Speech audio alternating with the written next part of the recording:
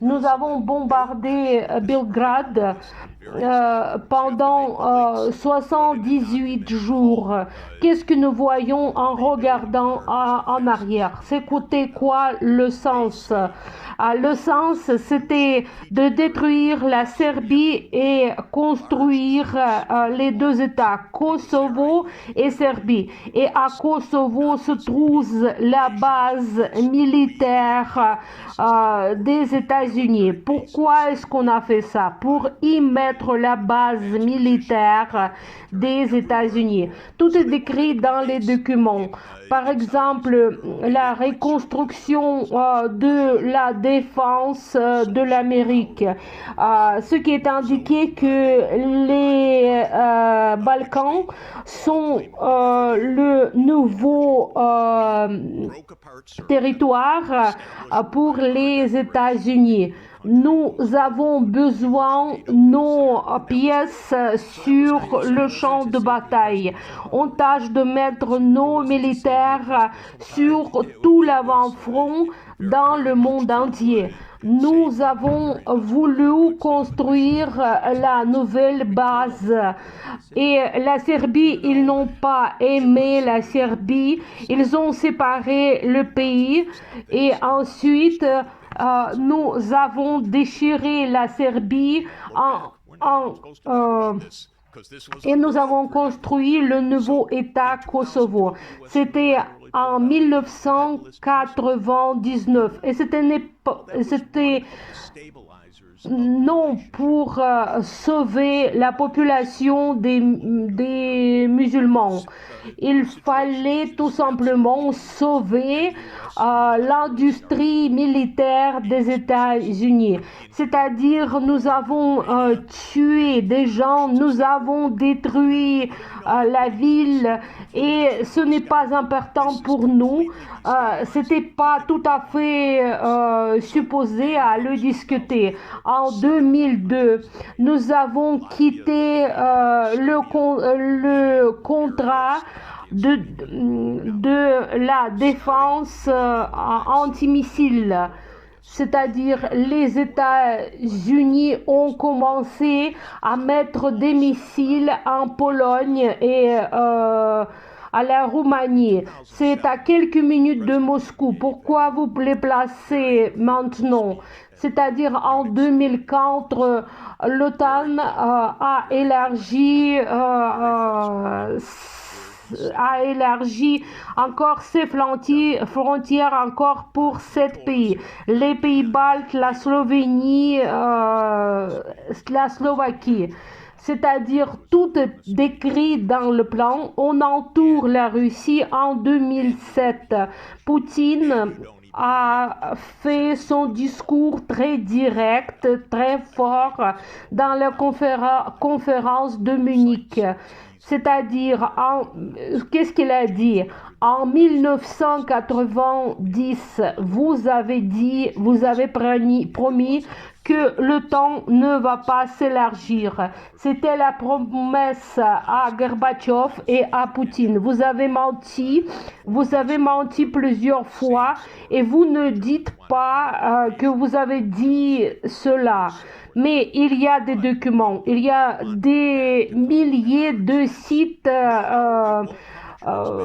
qui est indiqué cela. C'est-à-dire notre troisième secrétaire d'État a dit que le temps ne va s'élargir pas un centimètre vers l'Est. Gans-Dietrich Genscher, le ministre des Affaires étrangères de l'Allemagne. Les Allemands ont voulu réunir les deux Allemagnes. Et Gorbatchev a répondu, je ne veux pas que ce serait à notre compte. Alors, le ministre des Affaires étrangères a promis, non, ce ne sera pas à votre compte. C'est-à-dire le secrétaire général de l'OTAN, le chancelier de l'Allemagne, les présidents des États-Unis, ils ont promu tout ça. C'est-à-dire c'était pas du tout provoqué. Alors, On revient vers 2007 quand Poutine a prononcé son discours et dit arrêtez-vous et ne pensez pas à l'Ukraine. C'est notre frontière de 2100 km. C'est la partie de l'économie qu'on ne peut pas déchirer. Ne pensez pas à ça. Moi, je sais de tout mon travail diplomatique que l'Europe a parlé aux leaders des États-Unis. Ne pensez pas à l'Ukraine. Ce n'est pas une bonne idée. Tout simplement, arrêtez-vous. On sait du directeur de l'Agence centrale de renseignement qu'il a écrit un grand message secret comme toujours. Nous avons vu ces messages seulement à cause parce que le Wikileaks a montré tout ça au peuple américain. Nous le savons, nous voulons le savoir, mais on ne le dit pas. Par quelle manière nous sommes sous le risque de la guerre nucléaire. Et ça signifie niet, c'est niet. Et Bill Burns passe à Condoleezza Rice en 2008 que l'Ukraine, c'est la vraie ligne rouge. Ne fais pas ça. Ce n'est pas seulement le président de la Russie, Poutine. Ce n'est pas le gouvernement de Poutine. C'est tout l'élite de la Russie. C'est-à-dire, la Mexique a dit que c'était bien si on a les bases des bases chinois chez nous. Et nous ne comprenons pas pourquoi les États-Unis ne veulent pas des bases militaires chinois au Mexique. Et cette idée qui a été de prendre l'Ukraine à l'OTAN, et par exemple après de longues discussions des leaders de l'Europe me disent le président des États-Unis, Bush cadet, il a dit, ne vous inquiétez pas, j'ai entendu votre discours à propos de l'Ukraine. Ensuite, il revient des vacances de Noël et il dit, les États-Unis sont prêts à élargir l'Ukraine.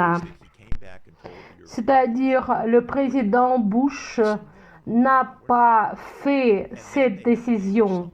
C'est-à-dire, c'est pas Bush qui a fait cette décision. Il a dit que je vous soutiens.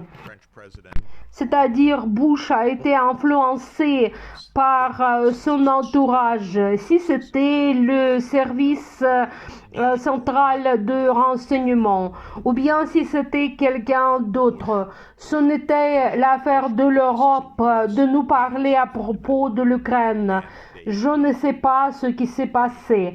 Il est revenu et il a dit, on fait, c'est-à-dire quelqu'un a expliqué à George Bush que c'est l'ancien projet et il a dit, il est revenu des vacances et il a dit aux leaders européens, oui, si nous le faisons.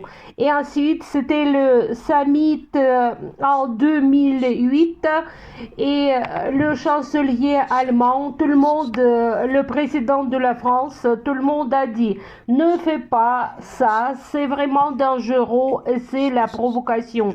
Nous ne voulons pas que l'OTAN sera près des frontières russes. Tout simplement, l'OTAN, c'est l'Alliance CHA.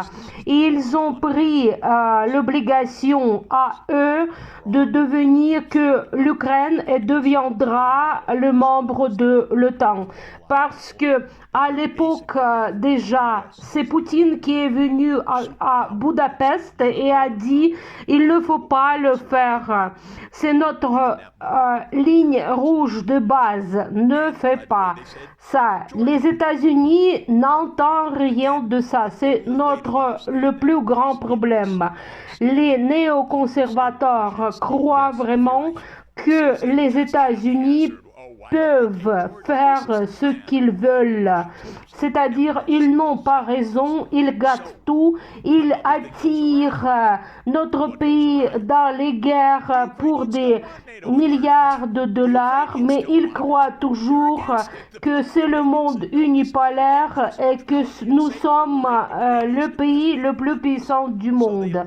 C'est-à-dire, ils ne peuvent pas écouter et entendre même les leaders de l'Europe. Ils ont dit en même temps que la Géorgie deviendra le membre de l'OTAN. Bien sûr, les Russes comprennent bien tous les pas de ce processus et quelque chose ne va pas. Par exemple, les Ukrainiens ne veulent pas élargir l'OTAN jusqu'à l'Ukraine. Les Ukrainiens disent que l'Ukraine se trouve entre l'Est et l'Ouest. Et pendant les élections présidentielles, les Ukrainiens choisissent Viktor Yanukovych. L'Ukraine, elle n'a non plus sa choix à elle. C'est-à-dire, Yanukovych est devenu l'ennemi des États-Unis. C'est-à-dire, nous devons nous débarrasser de ce mec-là. Par exemple, vraiment vers 2013, il construit la crise qui devient ensuite l'insurrection et puis le coup d'État. Victoria Nuland, elle distribue des gâteaux, mais ce n'était pas des gâteaux, elle a fait beaucoup plus, c'est-à-dire les États-Unis ont eu un complot avec l'aile de gauche ukrainienne et c'est-à-dire la guerre a commencé en 2014, c'était pas 2022, c'était le coup d'État cruel à cause de laquelle le président ukrainien a été envoyé de pouvoir. Il a quitté d'abord son siège pour partir à Kharkov et ensuite il est parti à Moscou. Et les États-Unis ont tout de suite accordé son aide au nouveau pouvoir. I'm not letting NATO